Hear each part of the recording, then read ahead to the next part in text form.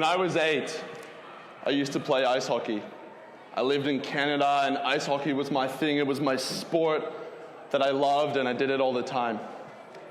And one year, we were completely undefeated. We'd won every single game so far that season, and we made it to the grand final. Only the grand final went differently. We were struggling, and we ended up 3-1 down with 5 minutes to play. Now put up your hand if you know what ice hockey is. Most of you, right? But you probably don't understand it that well, because in Australia, it's not as big of a deal. But I'm sure you can understand that when there's 5 minutes left, you don't want to be 3-1 down. And I'll always remember this moment for the rest of my life when our coach called a timeout. And our coach calls a timeout, and he pulls in our whole team together, and he says, guys, it's been a good season. Guys, we've had a great time playing together. Guys, I'm proud of you all, but we've lost this one. There's no coming back. It's over. And in that moment, I made a decision. I decided that it was not over, that maybe we were 3-1 down with 5 minutes to play, but that we could still win. I went out and scored 30 seconds later. A minute later, someone else from our team scored.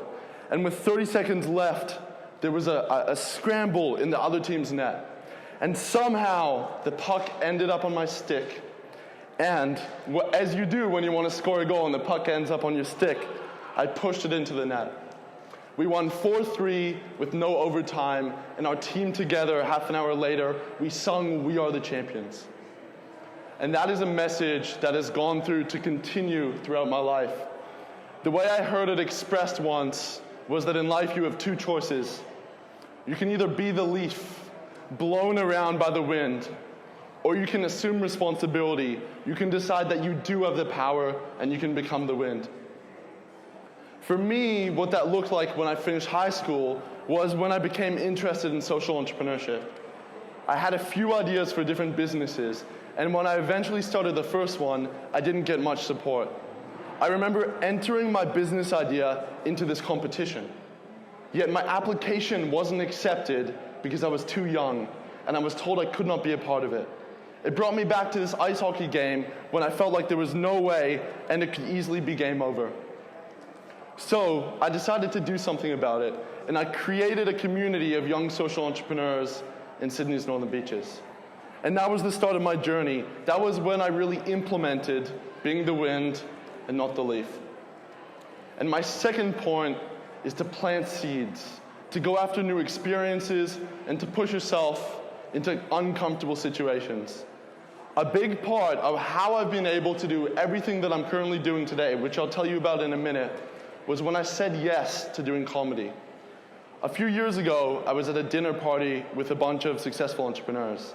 And I'd heard that there was this Nobel Peace Prize winner named Muhammad Yunus that was flying over to Sydney, and that someone needed to do a piece of comedy in front of a room of 100 executives from around Australia. And I'd never done comedy before, right? I'd loved public speaking, but I'd never done comedy, and I didn't think I was funny, and I was a little bit scared.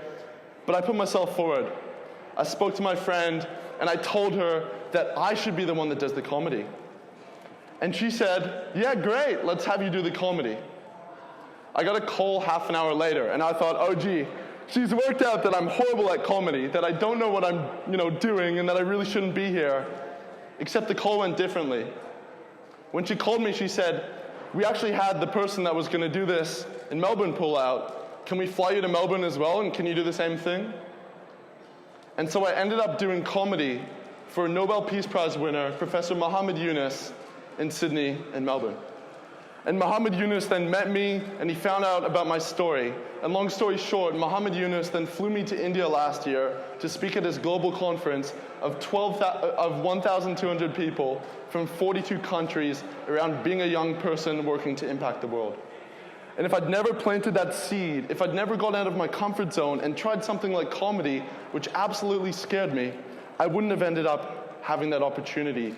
And that opportunity led to more and more opportunities, which is how I've headed down the path that I've headed down today. So my question to you is, what things can you say yes to? What seeds can you plant? What experiences can you take on? What people can you meet that will open you up to a whole new world and could lead you down a completely new path. And the final thing that I want to talk to you all about today is the dots connecting in life. I think it's so easy as we go through our lives to say, this is good and this is bad, and this is good and this is bad, and this will work out and this won't. And I know many of you have had things in your life that you can easily perceive as bad. For me, that was a moment in 2016 when I was boarding a plane to New Zealand. And I sat down on the plane, and the air stewardess, she came up to me and she said, "Is your name Andrew Riis?" And I said, "Yes." And she said, "Is that your family sitting over there?" And I said, "Yes." And she said, "Sir, you're going to need to get off the plane. If you could just follow me to the front." And I walked to the front of the plane, right? I'm like, what's going on? And no kidding, there was half a dozen federal police and half a dozen border security. And they said, "You guys are not leaving the country today." And what had happened was that my parents had had a really messy divorce. And my dad had filed a last-minute thing saying that we were a flight risk to leave the country. And I was devastated. It was supposed to be this amazing Christmas holiday and all come together beautifully. I remember just sitting in Sydney Airport crying while Christmas carols were played in the background. Yet something beautiful came out of that, which was if it wasn't for that, I wouldn't have been able to attend an event I attended later that day. I attended a book launch of an entrepreneur's book. And that event was where I met a guy named Samuel Hamrosi. Samuel Hamrosi became my mentor, and Samuel ended up having a huge impact on my life and leading me to what I do with Future You Unleashed today.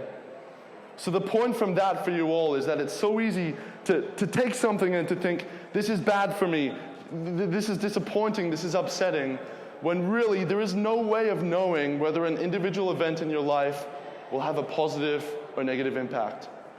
And you have to trust in something like Steve Jobs said, whatever it is, whether it's faith, destiny, karma, God, you have to trust in something because that is what gives you the courage to follow your heart when it leads you off the familiar path. So I trusted that, and that led me to start Future You Unleashed with my friend Samuel. Future You Unleashed is a social enterprise that exists to empower the next generation to create a future that enlivens and fulfills them. What we do is we run TEDx-style events for high school students, bringing together a variety of speakers, everyone from a professional wingsuit coach to entrepreneurs to athletes, to show young people that now more than ever, everything is a risk. And that people that built lives they love, the journey didn't go from A to B to C to D. It went from A to F to J. And they are always, not always, but they very often doubted themselves. But they knew, they found that trust in themselves, and they were able to build a life according to what they love. And my question for you all as I wrap up today is, what would you do for the rest of your life if you could do anything? What would you do for the rest of your life if money was no object and it was impossible to fail? And as you go along that journey, as you live the answer to that question, remember these three things. Be the wind, not the leaf. Plant seeds and trust that the dots will connect because that's what will give you the courage to follow your heart. Thank you.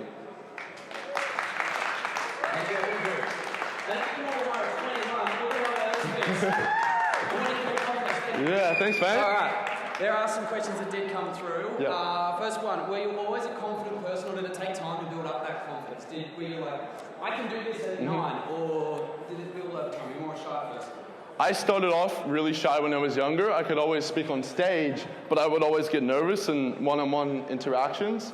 I think the thing that helped me build my confidence was going through events in my life and trying new things and being open to failing, but then seeing when I did prove that I could do it, like through that ice hockey story when I was younger, and then I was able to establish that as almost a mantra or a story I could keep coming back to, where I would tell myself, even up until the past few months, whenever I'm struggling with something, I would write down, 3-1 down, 5 minutes to play, come on Andrew, you've got this. Yeah.